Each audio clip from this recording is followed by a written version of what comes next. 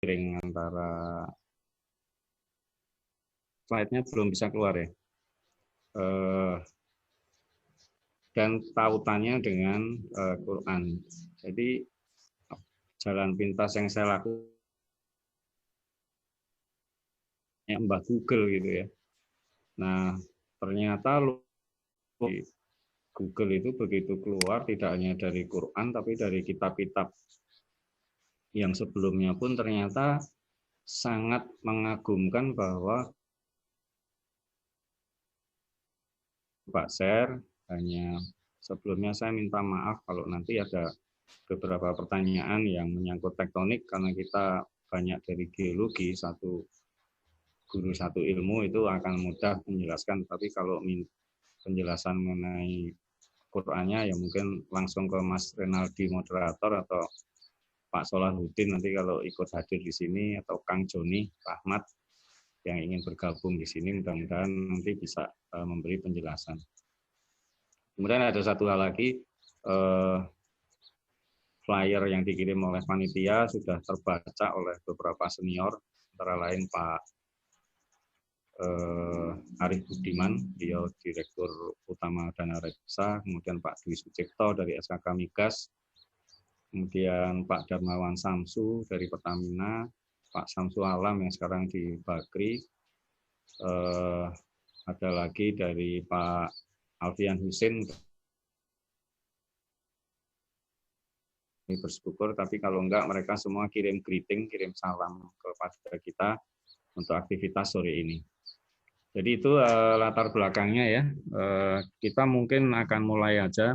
Bahasanya saya coba menggunakan ilmiah populer karena dari daftar ternyata ada beberapa teman yang ternyata latar belakangnya bukan dari geologi gitu. Jadi mudah-mudahan dengan bahasa yang populer ini semuanya bisa menikmati jalan presentasi ini.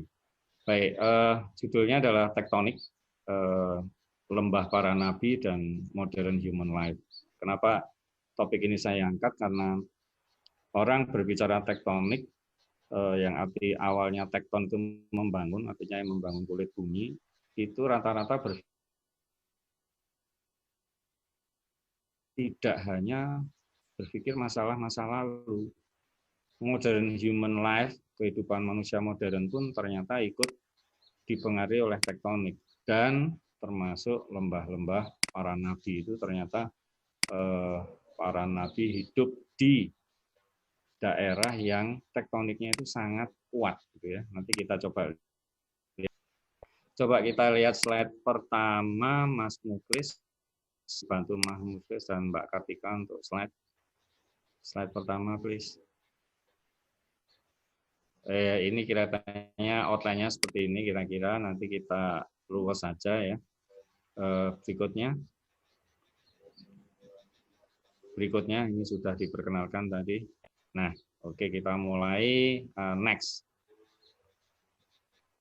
Nah, ini gambar yang pertama yang saya share ke kawan-kawan itu adalah saya ambil dari European Space Agency ya. Jadi mereka bercerita mengenai asal muasal kehidupan atau asal muasal terjadinya universal itu. Mereka percaya dengan teori Big Bang.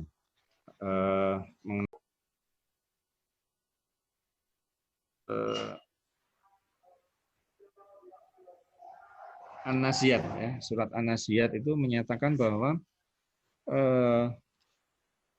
dan bumi itu dihamparkannya.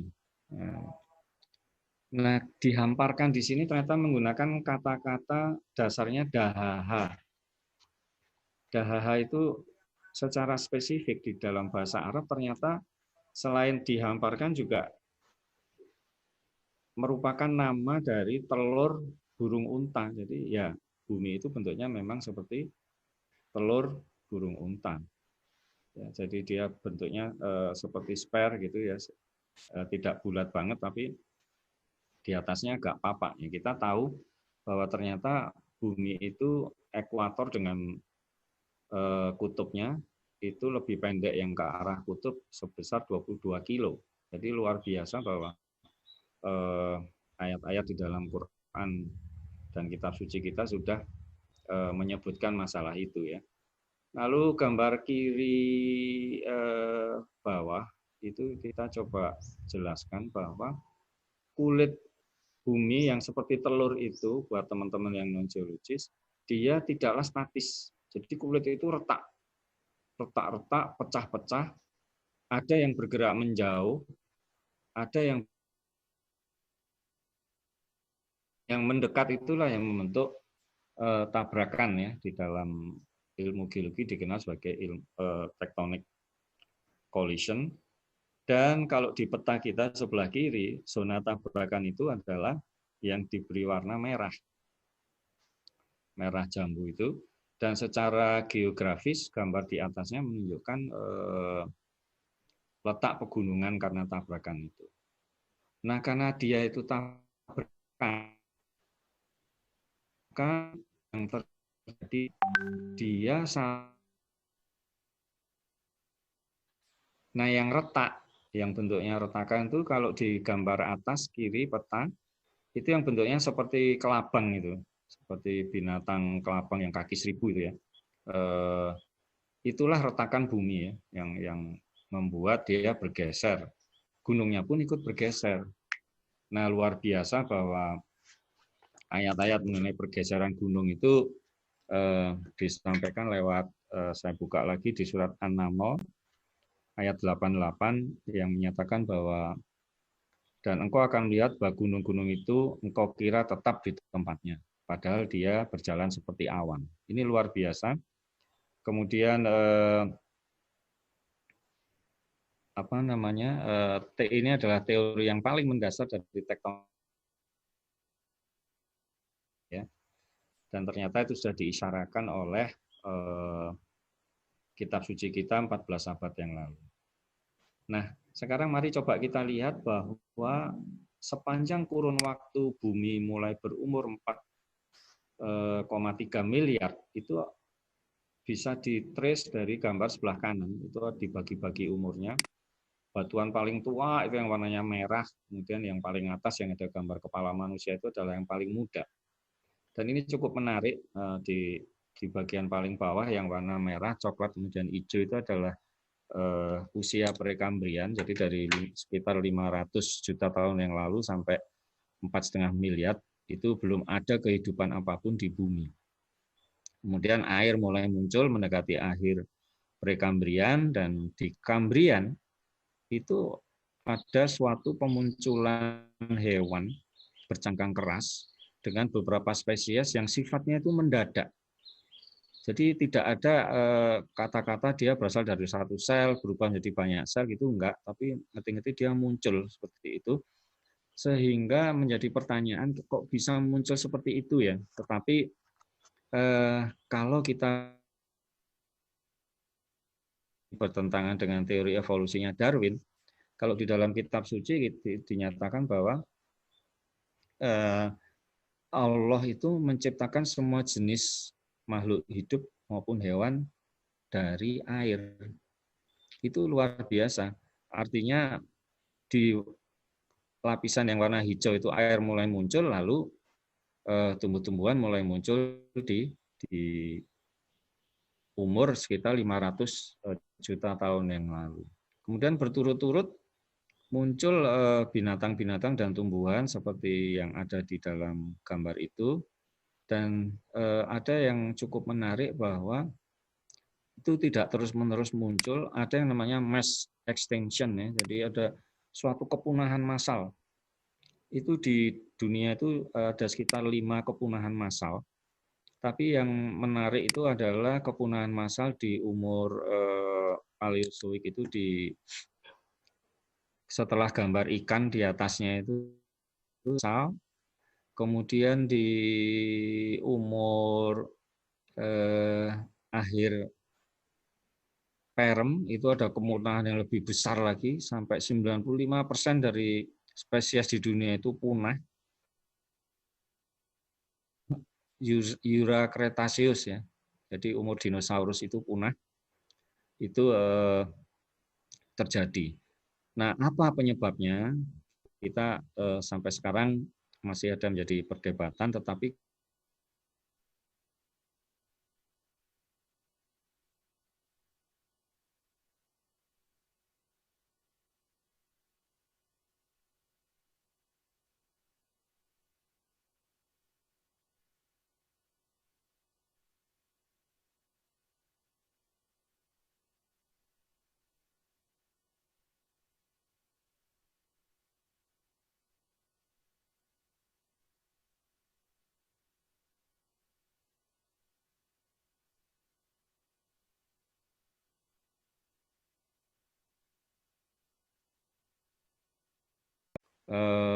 yang mirip dengan Asia gitu ya. Sementara yang paling kanan itu garis panjang putus itu adalah Lydekkers line, itu menunjukkan gambar cakupan binatang-binatang yang sangat mirip dengan Australia. Nah, yang di tengah itu diantaranya punyanya si Weber. Nah, kenapa kok saya ingin menampilkan gambar ini gitu ya? Coba kita lihat slide berikut, Mas Muklis. Nah, kira-kira seperti ini gambar kalau dikartunkan yang hidup. Dan itu ternyata setelah kita cari, kita search, itu ada di surat Hud ya, di ayat 6, bahwa tidak ada satupun makhluk yang bergerak atau bernyawa di bumi, melainkan dijamin rezekinya. Nah, kemudian Allah mengetahui tempat kediamannya dan tempat penyimpanannya gitu ya. Sehingga luar biasa gitu bahwa tempat posisi hidup manusia, hewan dan lain-lain itu pun sudah diatur sama hewan udara, hewan air, hewan darat itu. Tapi di antara lingkungan darat pun sama Allah masih dibagi-bagi lagi dan itu dia tegaskan betul di surat Hud.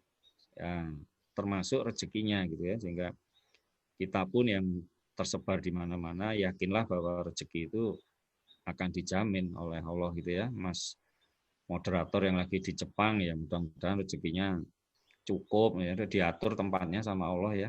Kemudian yang lain ada di Irian, ada di ini ada peserta juga dari Malaysia. Mudah-mudahan kita semua mendapatkan rezeki sesuai yang sudah diatur di kitab Lauh Mahfuz.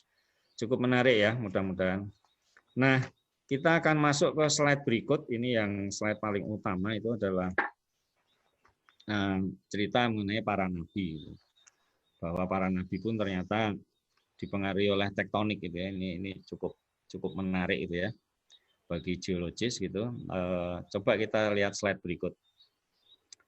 Ini adalah gambar Timur Tengah yang di pusat dari gambar itu Middle East. Saya ambil di situ karena tidak ada satu nabi pun yang tinggal di luar Middle East.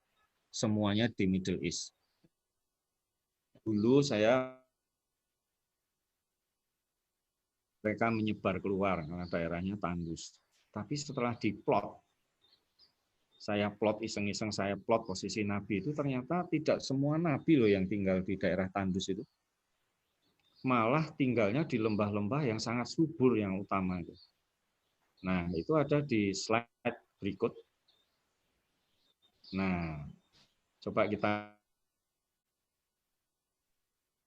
yang merah itu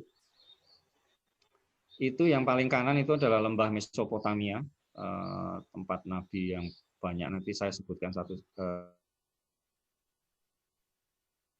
Yang Serong Timur Laut Barat Daya itulah posisi nabi terbanyak di dunia. Itu ada di situ.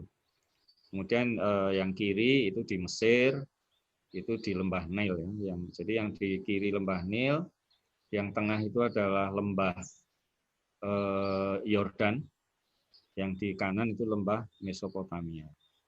Nah, sekarang kita ngelirik ke sebelah kiri bawah ya. Pertanyaan mudah-mudahan gambarnya terlihat jelas. Ini adalah setting geologinya. Nah, mari kita perhatikan yang di Mesopotamia itu ternyata cekungan dataran di depan pegunungan Zagros. Teman-teman hafal nggak pegunungan Zagros itu apa? Jadi di depan tadi untuk yang non geologis saya jelaskan kulit bumi saling bertabrakan. Nah ini salah satunya. Zagros ini adalah tabrakan kulit bumi antara lempeng Arabian dengan lempeng Eurasian. Sampai sekarang pun masih nabrak. Nah, kecepatan tabrakan itu ternyata dia menyusup. Jadi yang Arabian itu sekarang posisinya menyusup ke bawah Eurasian, itu namanya subduction. Itu kecepatannya mendekati yang di sebelah utara di dekat Turki itu 16 mm per tahun, lumayan loh. Kemudian yang di selatan itu yang di Selat Hormuz di dekat Abu Dhabi dan lain-lain itu malah mencapai 22 mili. Artinya setahun dia bergeser 2 mili gitu. Ya. Nah, ini kalau 20 tahun kan 40 cm ya, setengah meter itu.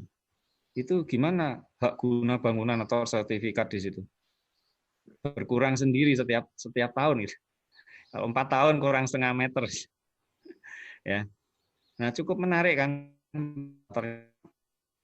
yang coba atau yang tinggal di action ya, yang sekarang mungkin berubah menjadi collision karena darat ketemu darat ya.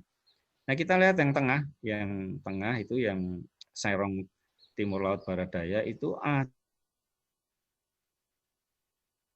dan nah itu kalau lihat posisinya, kalau teman-teman yang geologis mungkin langsung hafal, tapi yang non geologis kira-kira posisi itu persis seperti posisinya Palu. Palu Koro itu kan ada patahan Palu itu yang kemarin menyebabkan liquefaction itu ya. Nah itu kayak gitulah posisi lembah Yordan itu.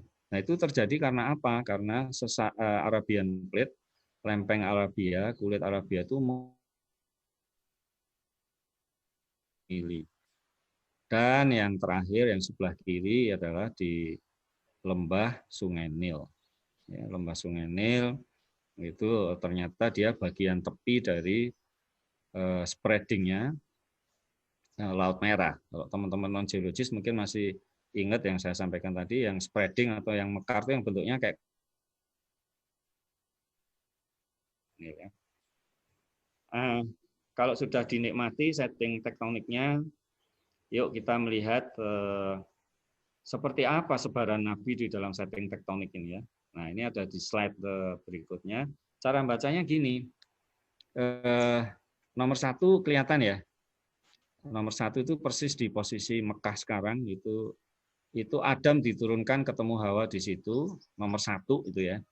Lalu berikutnya nomor 8 itu nempel di nomor 1 kan, itu Nabi Ismail. Lalu yang nomor terakhir 22 di deretan itu Nabi Muhammad. Jadi Nabi Adam, Ismail, Muhammad itu yang ternyata dia diturunkan dan stay tidak di dalam lembah yang subur. Itu 3 nabi ini. Walaupun akhirnya kemungkinan Adam bergeser gitu ya, karena anak turunnya nabi berikutnya tidak lagi tinggal di situ ya. Coba kita lihat yang nomor 2 Nabi Idris itu malah dia bergeser ya. Tadinya dia di Babylon di Mesopotamia itu lalu bergeser ke Mesir ya, di Memphis. Memphis itu bukan di New York ya. Jadi aslinya itu nama di Mesir loh, Memphis itu. Kemudian nomor 3 Nuh. Nah, itu Nuh, nanti kita cerita lebih dekat lagi. Nuh itu ada di dekat Selat Hormuz itu, di Teluk Hormuz itu. Lalu dia bergerak naik nanti ke sekitar nomor 18. Karena dia kapalnya laju ke situ ya. Itu nanti ada cerita khusus di situ. Kemudian nomor 5 itu nomor 5 di situ Nabi Saleh, Syuaib. Nah, itu nomor 5 sama nomor 12 itu nyambung posisinya di tempat yang sama. Kemudian nomor 6, nah itu lihat deretan Nabi paling banyak tuh. Nomor 6, 7, 10, 16, 19, 20, 21. Itu Ibrahim, Ishak, Yakub, Sulaiman, Zakaria, Yahya, Isa semua tuh stay di situ ya. Di mana tadi? Di lembah Yordan. Dan masih ada lagi. Yang nomor 9 itu Nabi Lut, Daud, Ayub, itu semua di situ, di sekitar Laut Mati. Jadi memang rombongan Nabi itu di situ. Kemungkinan daerahnya memang sangat subur, jadi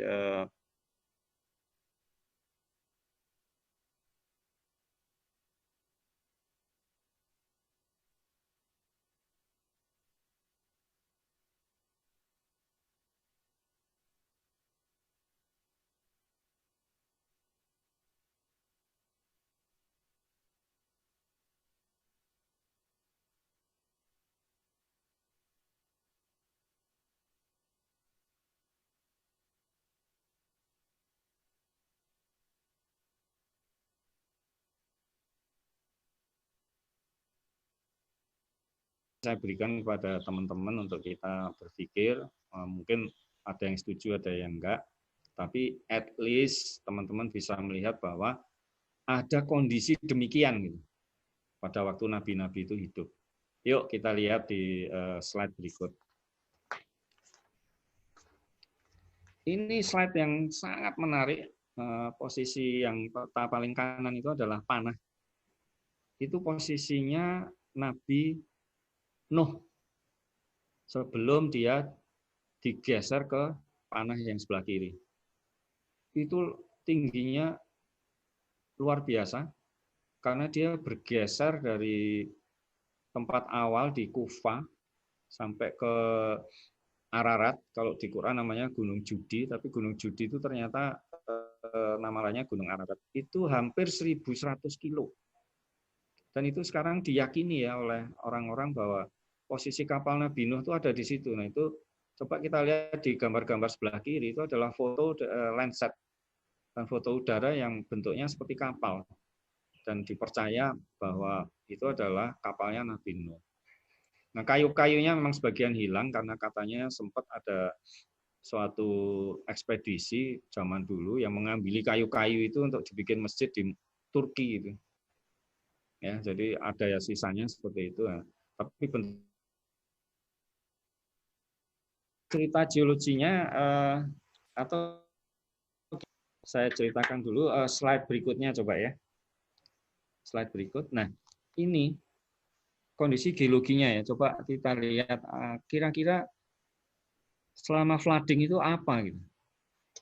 Nah, lembah Mesopotamia itu ternyata merupakan lembah yang terisi oleh sungai Efrat dan Tigris. Sungai itu ekstennya lebih dari 1.600 di Syria sana, terus turun sampai ke Selat Hormuz.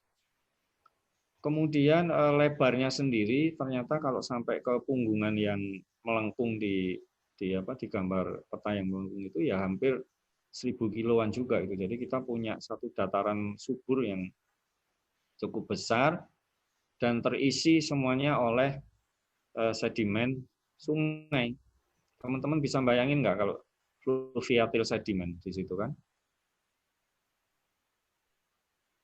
Kecampuran lempung juga sehingga seluruh air yang masuk ke sana itu hampir seluruhnya diserap oleh sistem aquifer yang ada di aluvial. Ya, luar biasa banyaknya itu ya. Nah, bagaimana banjir itu terjadi? Coba kita balik ke slide sebelumnya, Mas Muklis. Nah, bagaimana ya kok ada sesuatu yang terbalik itu? Kapalnya itu meluncur bukan menuju laut, malah menuju gunung.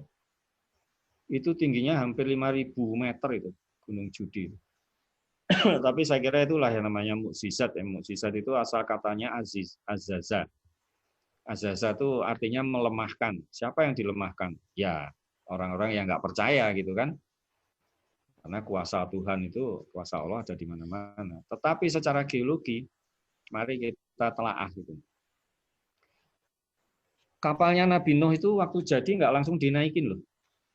Ada satu literat yang saya baca itu setelah 40 tahun dia baru dinaikin itu. Sehingga tiap hari orang nanya gitu ke Nabi Nuh. Wahai Nabi, itu kapan kita mau naik situ gitu. Nah, ternyata turun wahyu dari Allah yang menyatakan nanti kalau ada air keluar dari tanur di dapurmu, itu kamu cepat-cepat naik. Tanur itu perapian gitu ya. Itu luar biasa itu dalam dapur. Semuanya wanita kan. Wanita kan nggak keluar rumah. Waktu itu ya. Laki-laki semua ada bekerja di ladang, di ternak. Sehingga kalau tanur itu mengeluarkan air, itu artinya wanita akan memberi peringatan pertama. Dan memang yang memberi peringatan pertama seorang wanita kepada Nabi Nuh. Tapi bahasa geologinya apa gitu? Kok ngerti-ngerti ada air keluar di dapur? Nah, menurut saya paling dekat dengan teori tektonik itu ya lempengnya bergerak. Nah, kalau lempengnya bergerak, apa yang terjadi? Kompresif kan? Kalau kompresif terjadi di lingkungan aluvial aquifer, apa yang terjadi berikutnya? Seperti liquefaction kan? maka air terkompres keluar dari situ. Sehingga itulah yang mengakibatkan jumlah air yang besar banget tadi dengan panjang 1.600 dan lebar 1.000 terkompres keluar. Dan yang mungkin ya ini analogi-loginya, kalau sampai ada kompresi di situ pasti akan ada gempa. Kalau ada gempa berarti dari mana? Air akan masuk dari Selat Hormuz, masuk menyusur ke sepanjang lembah Mesopotamia itu. Dan diikuti hujan. Cari dari mana? Air di langit kan jenuh kan?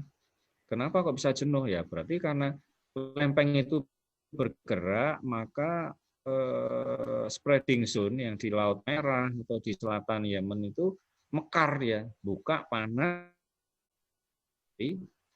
geologi ya terhadap perintah atau kejadian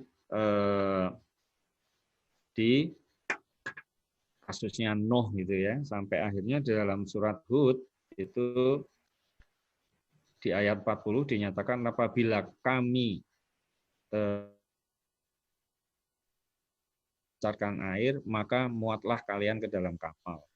Kemudian di ayat 42, kapal itu berlayar membawa mereka dalam gelombang laksana gunung. Artinya gelombangnya memang luar biasa tinggi ya. Dan di akhir, begitu selesai, wahai bumi, telanlah airmu. Ya, kok bisa nelan kenapa ya? Berarti ada poros kan? Ya kan? Nah, itu cocok dengan kondisi aluvial floodplain tadi. Wahai langit, hujan berhentilah. Nah, itu artinya gempanya sudah selesai, mekarnya sudah selesai, dan seterusnya. Dan kapal itu berlabuh di Gunung Judi. Ingat ya, bahwa musisatnya adalah kapal tidak mengalir ke arah hilir, tapi malah nongkrong ke arah hulu, naik ke arah hulu ya. Itu cerita Nuh. Mungkin kita akan lanjut ke slide berikutnya, Mas Muklis lagi. Nah, ini lembah yang paling banyak tadi, nabi-nabinya. Teman-teman lihat nggak yang peta yang kiri itu, yang kuning itu adalah Arabian Plate itu. Tapi yang coklat sebelah kiri itu adalah African Plate. Dan batasnya itu ya di sesar geser itu. Persis di sesar geser itu yang menghasilkan lembah Yordan. Dan di yang saya lingkari merah di bawah itu adalah Sodom dan Gomora di Laut Mati, dan Danau Tiberias yang di atas itu, atau Danau Galilea itu di atasnya. Itu apa kira-kira kalau dari sesar geser kok ada? Itu redelsir kan, ya. Redelsir yang menghasilkan permukaan danau seperti itu. Ini banyak cerita di sini. Kita bicara dulu mengenai Sodom dan Gomora itu dinyatakan bahwa ketika keputusan kami datang, maka kami akan menjungkir balikkan negeri kaum Lut, dan kami hujani mereka bertubi-tubi dengan batu dari tanah yang terbakar. Nah, ini luar biasa, sama saja dengan kejadian bahwa ini kemungkinan adalah liquefaction. Ya. Dan masih ada kemungkinan lain karena saya pernah membaca bahwa ternyata tembikar-tembikar yang diketemukan di Sodom dan Gomora itu dia terlapis oleh mineral zeolit. Padahal lapisan zeolit itu bisa terjadi karena panas yang sangat tinggi. Nah, panas yang sangat tinggi ini orang mengasumsikan kemungkinan itu adalah jatuhnya meteor, tapi nggak sampai habis menyentuh bumi, dia sudah berubah menjadi debu, tapi tetap menghasilkan panas yang tinggi. Nah, itu cocok dengan kami hujani mereka bertubi-tubi dengan batu. Tapi ada tafsir lain yang menyatakan bahwa kalau kita lihat di sekitarnya itu kan vulkanisme cukup tinggi. Sehingga waktu geser, gempa, terjadi vulkanisme, itulah yang menebarkan es. Maksud saya debu vulkanis itulah yang menghasilkan zeolit. Jadi masih mungkin ya itu terjadi gitu. Dan Sodom Gomorrah itu di Laut Mati, teman-teman bisa lihat ya. Itu posisi topografinya adalah topografi terendah di dunia. Yaitu Allah menghukum kaum Lut seperti itu. Lalu di atasnya ada Danau Tiberias. Nah, Danau Tiberias ini punya peran penting juga dalam agama karena kemunculan Dajjal itu saat nanti Danau Tiberias kering. Itu disebutkan oleh hadis Imam Muslim ya di situ. Cuma kedalaman Tiberias itu kan 65 meter. Sekarang susut menjadi tahun 2013. Nah, sekarang pemerintah Israel itu ternyata membuat program yang cukup unik gitu ya. Jadi dia membuat air dari Laut Tengah itu ditawarkan sama dia terus dipompa masuk ke Tiberias. Jadi Danau Tiberias itu sekarang permukaan airnya naik. Nah, apakah ini upaya mencegah datangnya Dajjal gitu ya? Kalau Dajjal itu di teman-teman Kristiani kan namanya antikris. Apakah itu mereka mencegah itu atau enggak? Saya enggak tahu, wallahu alam. Hanya memang Danau Tiberias itu menjadi tempat penampungan air yang seluruhnya dipakai untuk keperluan negara Israel. Nah, perkara gesernya ini apa? Gesernya danau apa? Maaf, Cesario kitabnya teman-teman dari Kristiani yang namanya dari Zakaria. Itu jelas dia menyatakan bahwa di depan Yerusalem tanah akan bergeser separuh ke utara, separuh ke selatan. Ini sesar gesernya ini sesar geser sinestral. Jadi yang kanan geser ke utara, yang kiri ke selatan. Itu ada di kitabnya teman-teman Kristiani ya. Oke, saya kira untuk lembah yang ini saya cukupkan. Kita akan maju lagi ke lembah berikutnya. Ini lembahnya Nabi Musa. Dia posisinya masih di ujung dari sesar geser Yordan. Sebelah kiri itu adalah peta pelariannya Nabi Musa. Nah ini saya dapat juga dari Google gitu. Kenapa Musa nggak lari sepanjang pantai utara, tapi dia belok ke selatan dulu sampai ke Teluk Aqaba. Itu saya kira ya perintahnya Allah ya. Sampai kepada jam berangkatnya, jam berapa juga perintahnya Allah. Gitu. Nah di Teluk Aqaba, ya, dia berhenti dan bingung waktu itu sampai disuruh mukul laut oleh Allah. Perkara keajaiban itu saya kira kita nggak bisa menjelaskan.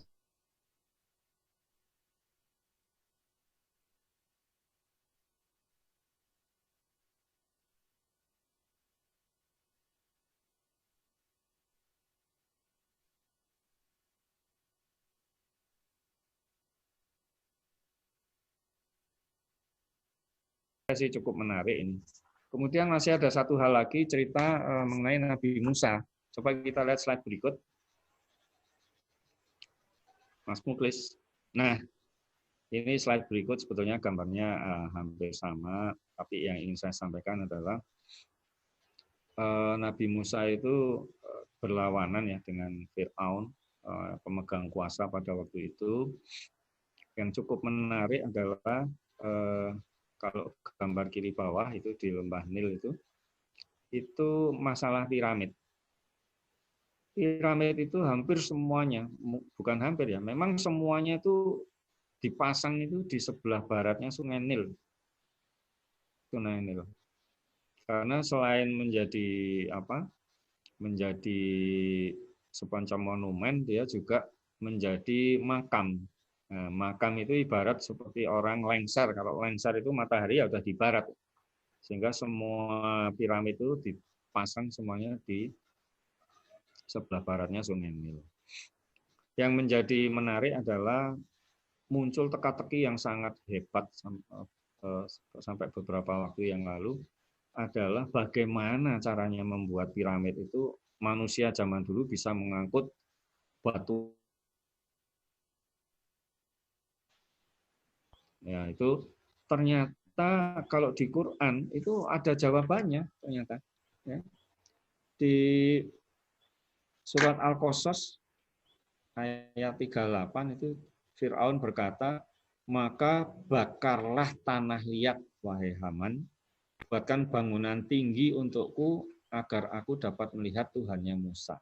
Loh, Jadi bangunan-bangunan itu oleh Firaun ternyata dibuat dari tanah liat. Nah, saya membuka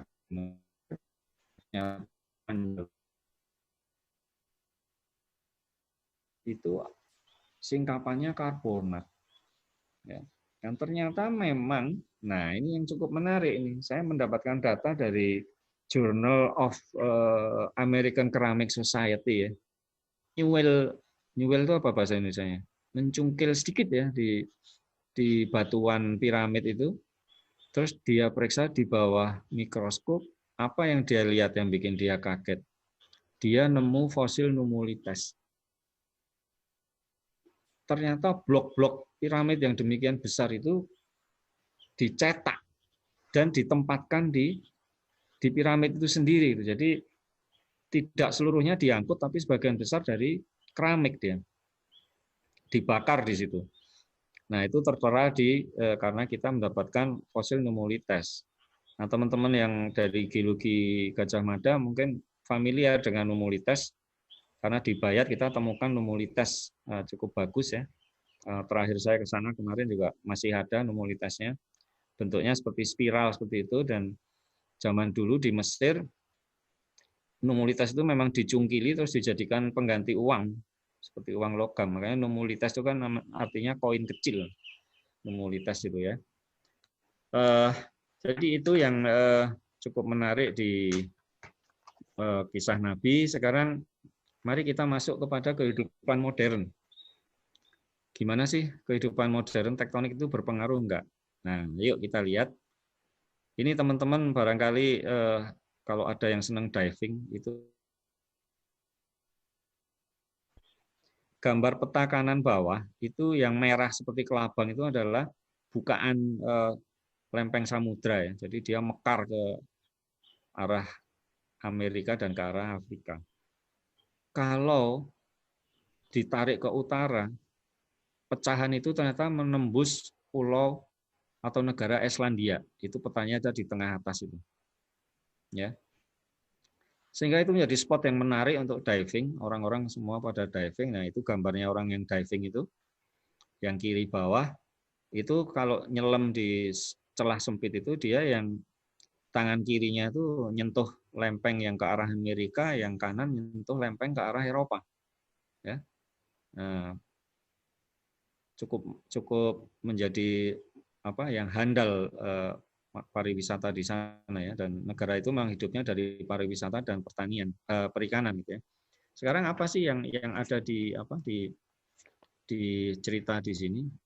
Berapa tahun yang lalu sekitar tahun 90-an negara Iceland itu terbakar karena aktivitas mekarnya samudra, magmanya keluar, itu membakar semua hal yang ada di negara itu. Itu luar biasa ya. Nah, di dalam Quran ternyata ada itu ya, di surat At-Tur ayat 6. Ya. Di situ Allah menyatakan demi lautan yang penuh gelombang. Nah, yang cukup menarik, kata gelombang itu tertulis dalam Quran menggunakan kata dasar sajaro. Ya.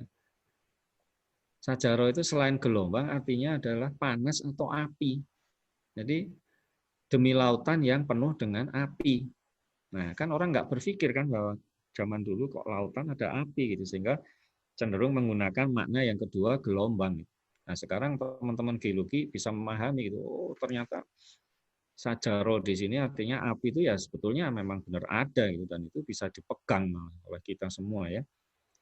Nah, saya kira untuk Islandia cerita ini kita lanjutkan dengan cerita berikutnya ya.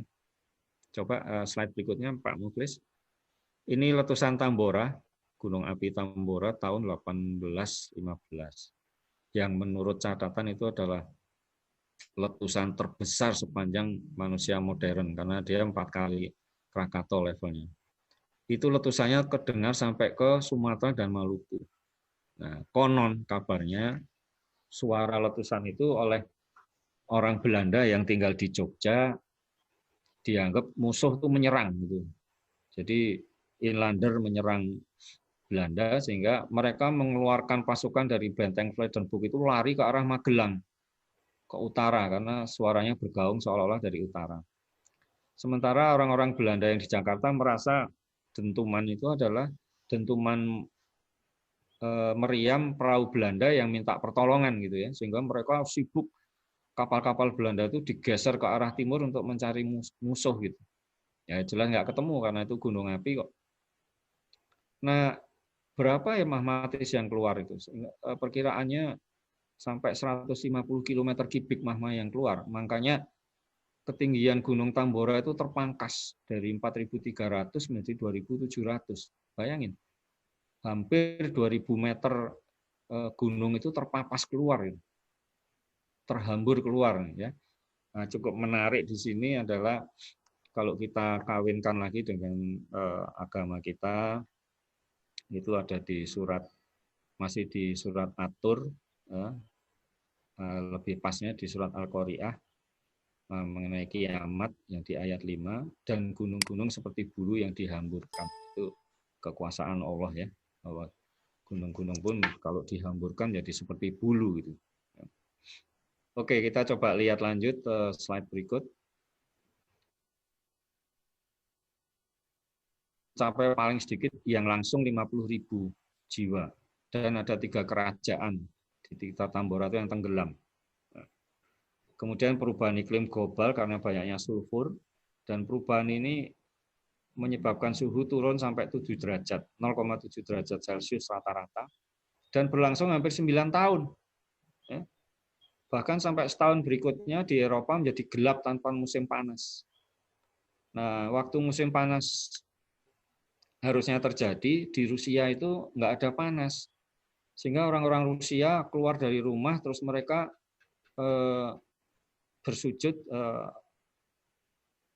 di kakinya, jadi seperti menyembah begitu, menyatakan ini kiamat udah datang ini sekarang. Kemudian kejadian yang lain, gagal panen, itu jelas di Inggris, di Amerika, di Cina, diikuti kelaparan dan kerusuhan akibat kurang pangan, dan yang paling berat itu adalah apa? Hama tikus menyerbu seluruh dunia ya. Nah, mulailah muncul wabah kolera dan tifus dengan kematian lebih dari 200.000 jiwa. Luar biasa itu. Tapi positifnya juga ada gitu ya. Bahwa waktu itu yang namanya sapi, kuda dan lain-lain itu habis itu karena dimakan. Sehingga insinyur Prancis menciptakan sepeda. Itu pertama kali sepeda keluar itu karena letusan Tambora. Sumbangan Indonesia untuk menemukan sepeda itu dari gunung apinya. Ya. Kemudian Napoleon Bonaparte kalah perang di Waterloo. Waterloo itu sudah hampir masuk ke Belgia sebetulnya ya. Hanya karena musim dinginnya berkepanjangan, dia kekurangan logistik. Kalau misalnya Tambora nggak meletus, banyak orang berbicara jangan-jangan Eropa sekarang semuanya dikuasai Prancis. Ya. Luar biasa karena Belgia, Inggris dan Jerman bersatu untuk melawan Prancis waktu itu. Nah, ini yang untuk teman-teman non-Kristiani itu tahun 1816, jadi sudah setahun setelah meletus, itu rakyat kelaparan, gereja-gereja banyak yang alat musiknya hancur, dimakan tikus, pianonya dimakan tikus gitu ya.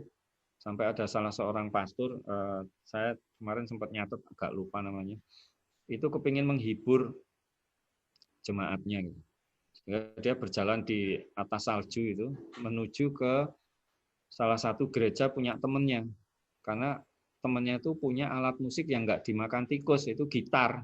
Jadi dia bawa syairnya itu ke temennya, jalan di atas salju yang bunyinya nah itu yang katanya menjadi nada dasar lagu Malam Kudus. Nah, mereka menciptakan lagu itu, yang satu syairnya, yang satu aransemennya, dan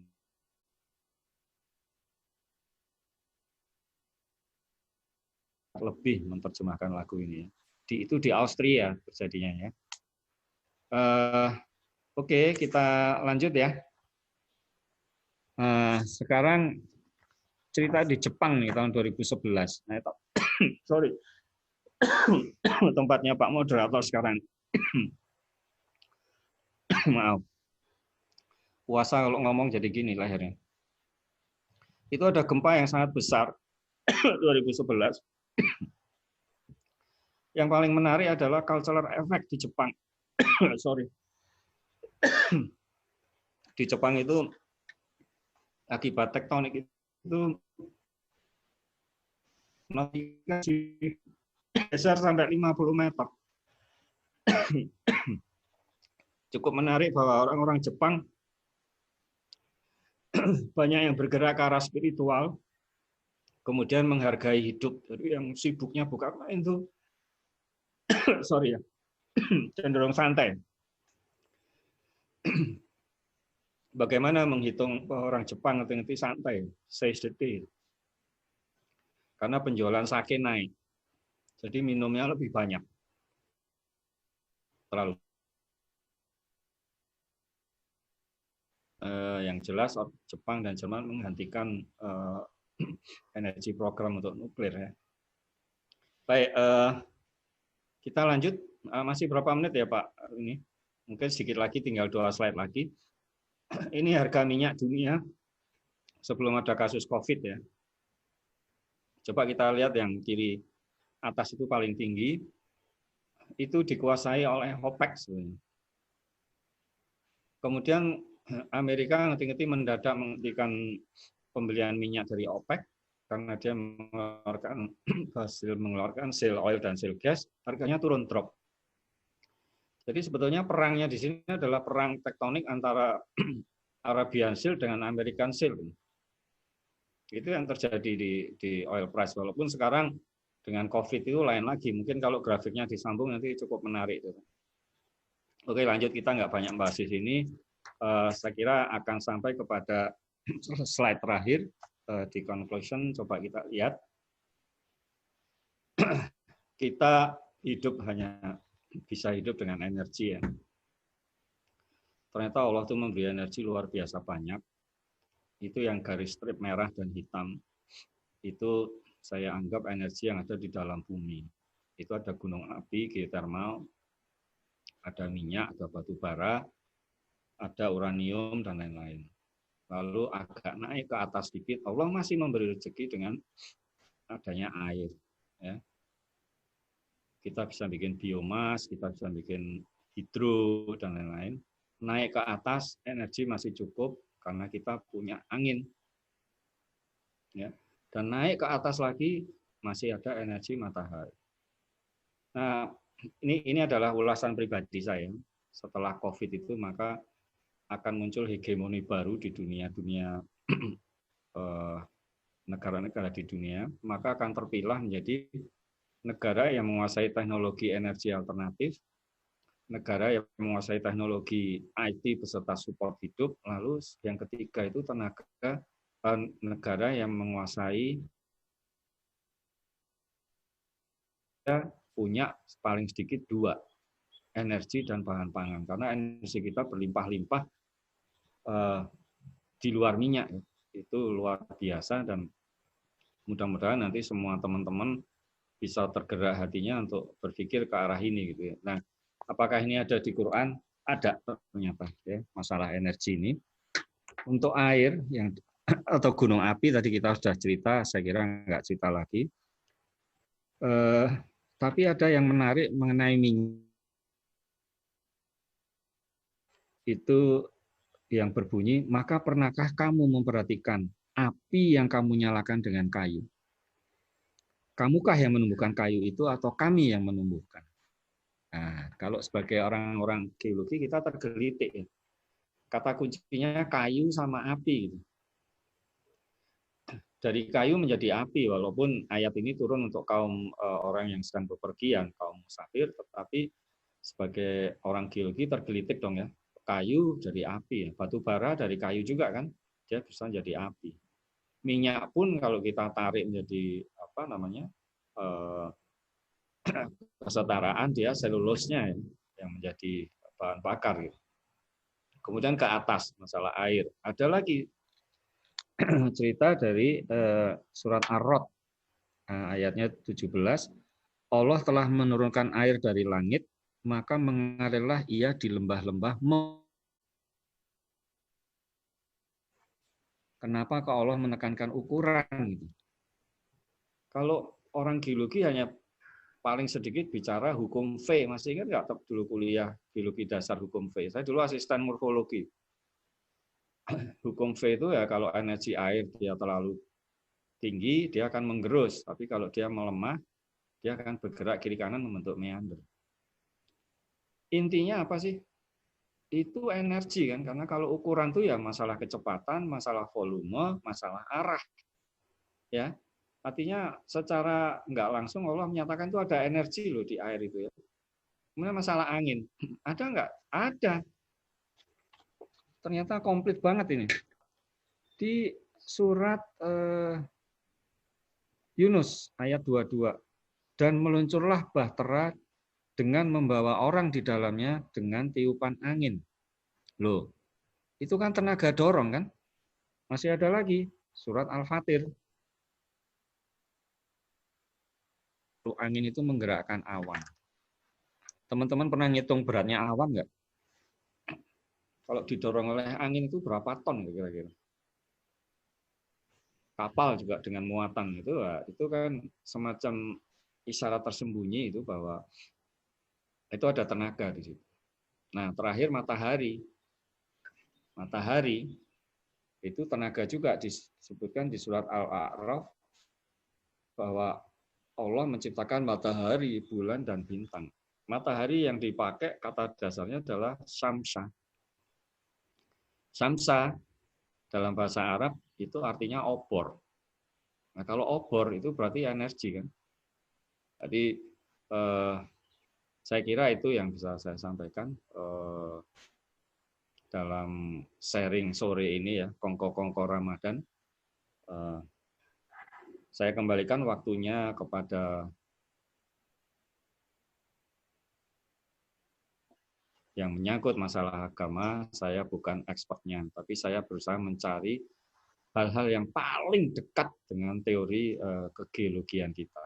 Yang mudah-mudahan itu menjadi menjadi bahan untuk kita pikirkan bersama, bahan untuk memperkaya kita di saat musim bulan Ramadan ini.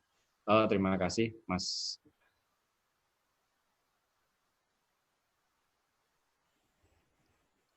Terima kasih Pak Dodi atas presentasinya yang luar biasa ya. Menggugah juga di akhirnya Pak Dodi menyimpulkan energi yang kaitannya dengan Quran. Jadi sebenarnya dari saya sendiri banyak sekali pertanyaan yang ingin saya sampaikan ke Pak Dodi. Cuma saya memberikan kesempatan untuk teman-teman yang ingin bertanya kepada Pak Dodi secara langsung, bisa langsung bertanya. Jadi saya berikan kesempatan dulu kepada teman-teman yang udah tanya. Pertama, nanti bisa langsung bertanya langsung ke Pak Dodi ya, setelah kita buka itunya, kita unmute. Pertama, pertanyaannya dari Mbak Femi. Silakan Mbak Femi, kita persilakan tanya langsung ke Pak Dodi. Assalamualaikum Pak. Waalaikumsalam. Ya, begini, pada saat saya ada pelatihan, saya ikuti pelatihan, salah satu narasumbernya itu mengatakan bahwa kepunahan massal yang tadi Panjenengan ceritakan tadi itu sebenarnya merupakan sebuah siklus yang kemudian nanti menghasilkan kenapa kok di beberapa tempat akhirnya banyak sekali tersimpan minyak bumi gitu. Itu ya alasan yang menyebabkan beberapa tempat itu memiliki tambang minyak bumi yang luar biasa karena salah satunya adalah terjadinya kepunahan massal dinosaurus misalnya pada masa Jura itu. Nah, yang ingin saya tanyakan itu penjelasannya seperti apa? Dan kemudian kalau siklus berarti 5 kepunahan yang Bapak ceritakan tadi akan kembali terulang begitu atau bagaimana Pak? Terima kasih. Baik Bu Femi, mungkin agak sedikit berbeda ya kalau kita bercerita minyak. Itu kan kejadiannya karena ada tumbuhan atau tumbuhan laut, entah ganggang, entah alge, atau dia pohon yang dia memfosil atau sebelum memfosil dia terkena panas dan tekan sehingga.